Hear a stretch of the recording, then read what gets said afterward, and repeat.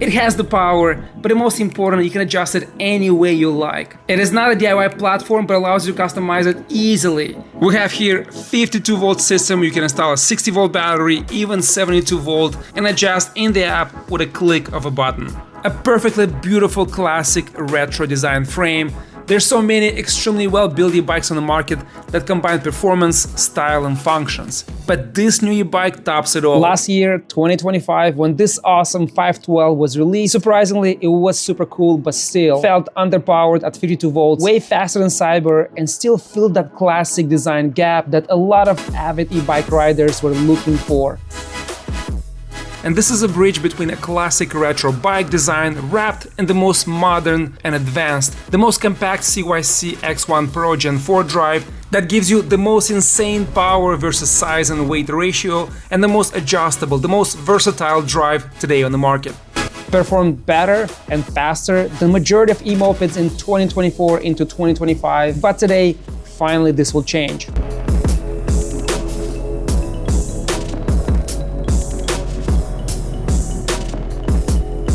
And it's finally delivered, 712 battery, and this is how it's packed.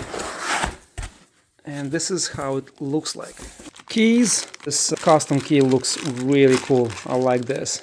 Kind of heavy, but it's cool. Charger included, additional brackets. You also get here all the specs about the battery. You can actually pause and go over in detail. IP66, the charger. Oops. Something actually broke here. Oh, connector got broken, look at that. So packaging seems to be good, but it looks like it got broken there. So yeah, it's an easy fix. I'll just have to cut and replace the plug. But the charger, fan on top, good quality. I used this charger before. Similar design to scooters and e-bikes, and this is good. 84 volts, 10 amp power. Compact for the size. Usually the same design, 10 amp comes much bigger.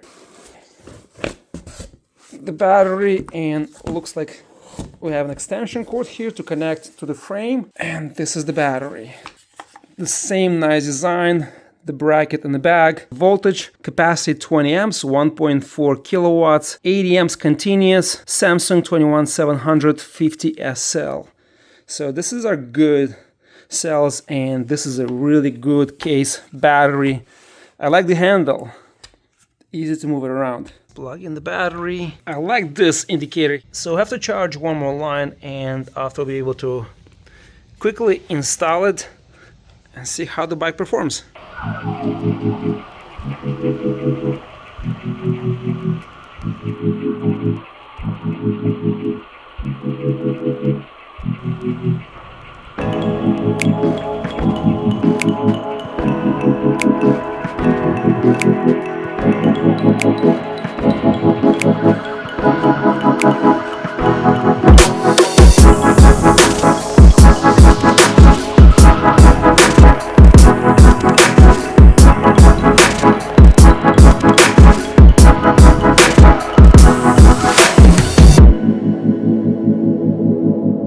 This is 52 volt battery, and this is the 72 volt. So they're identical shape, two charging ports, USB-C, indicator, handle, carbon fiber, and charging port, exactly the same.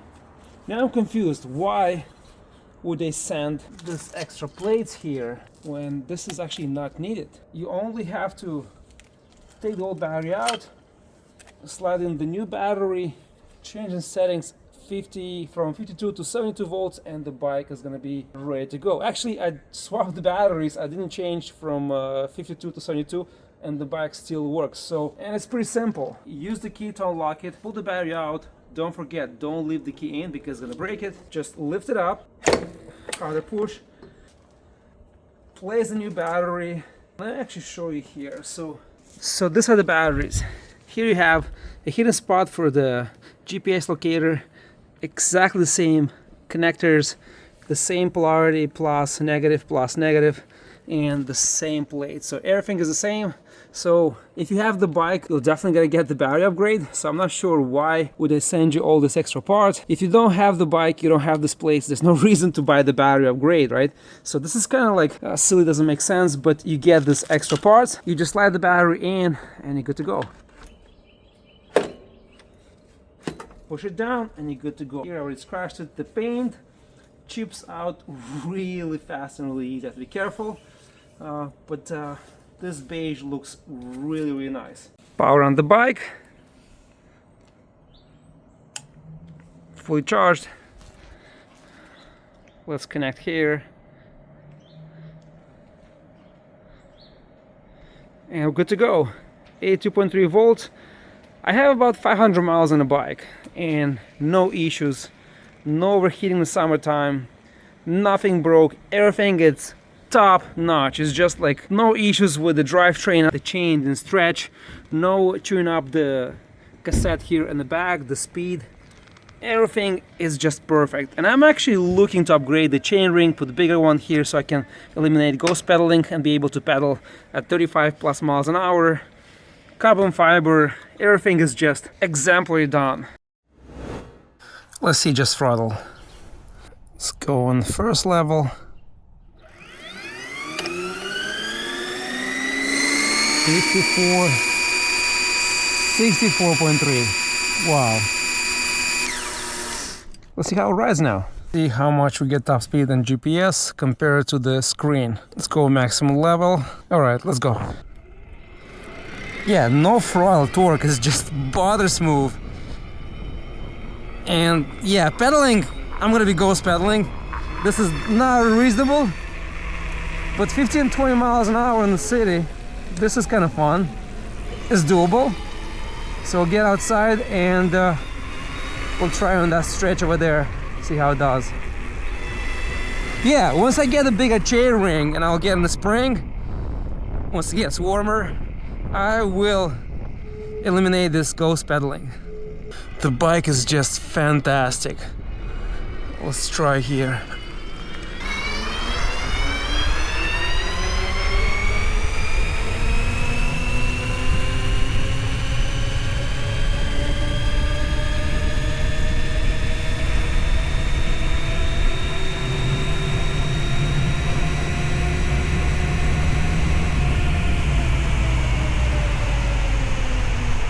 Yeah, it's not enough room here to do it. It's pedaling. It is brutal cold outside, and this drive is just wildly powerful. The torque on this 72-volt system is just another level of performance now. That's a red light, come on. Come on. The bike pulls hard, but the start is still very smooth to keep the chain from not stretching beyond its limits, and you can upgrade the chain now. CYC has the reinforced option that can sustain 6 kilowatts of power and higher. Use my link to get 5% off, but the bike is just a different animal now. On this new 70-volt system, it's crazy powerful and so much more fun to ride now. Speed limit here is 50 miles an hour and I can keep up with the cars so easy. Acceleration is exactly what it should be. This 512 looks like a slick e-bike or a slimmer, lighter moped, but outperforms anything in this size and weight class hands down. This is the coolest moped I know, and I'll be upgrading this summer with 72 volts, 50 amp hour battery. Hopefully I can fit here more cells with powerful lithium, and this bike just needs a bigger battery, and with higher discharge pack and stronger chain, titanium chain rings, you can pull 60 to 70 miles an hour for a heavier rider. If you're lighter, you can probably get higher top speed, but you just don't need that. You're just getting out of the safety zone. I think 50 to 70 miles an hour with these speed limits, just getting more range will be perfect for the most demanding long range riders, and this will be the best setup in this class. Yeah, let's stop here and see what the top speed is. So now 51.5. 51 miles an hour. I was expecting 55, 60 to be honest. Maybe because it's cold, or maybe I haven't set up properly. I have to get back to you and research more and see what's going on, because the same exact G, actually look, it's getting kind of insane. It's getting, actually let me see, look at that, there's some steam there, and it's just barely warm, but there's condensation I can see.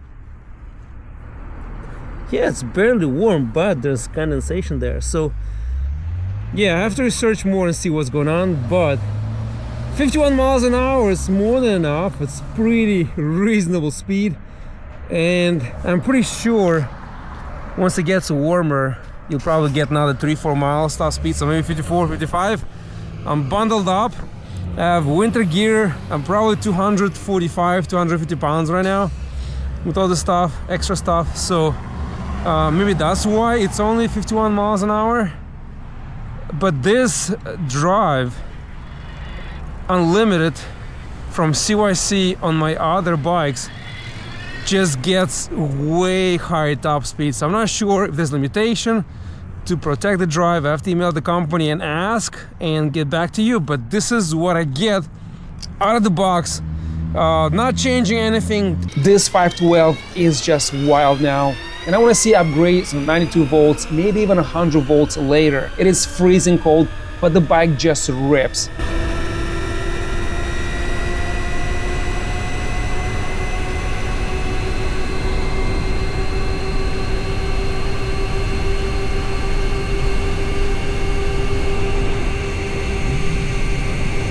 In the summertime, on this setup, I expect to get 55 to 60 miles an hour easily.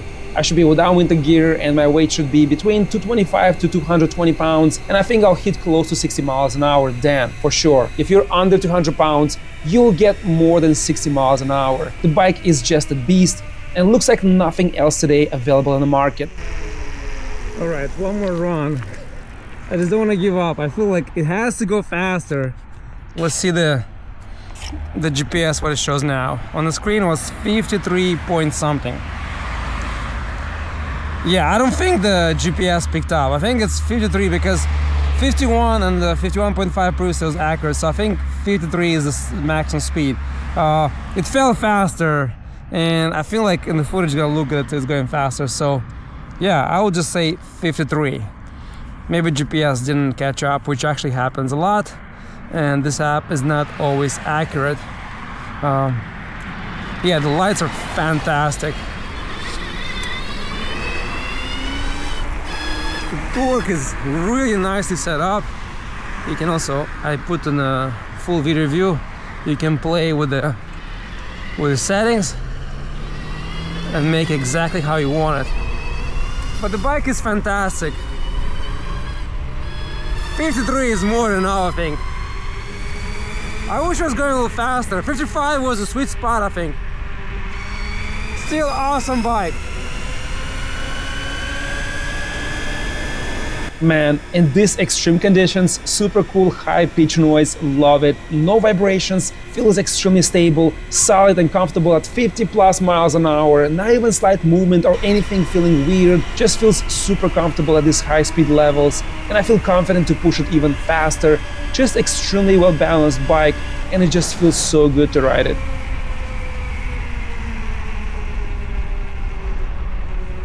Uphill really well. Easy.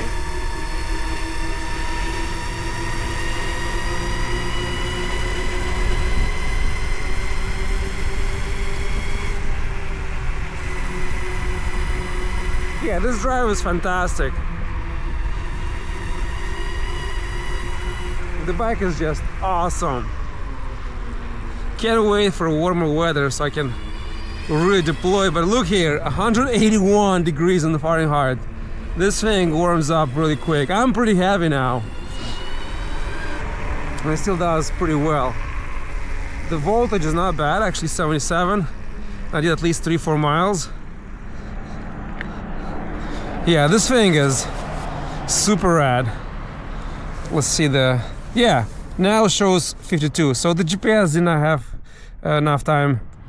Yeah, GPS did not have enough time to adjust, but 53.5 is the maximum speed, and I expect in the summertime definitely to hit 55, maybe 56, 57, because now it's freezing cold.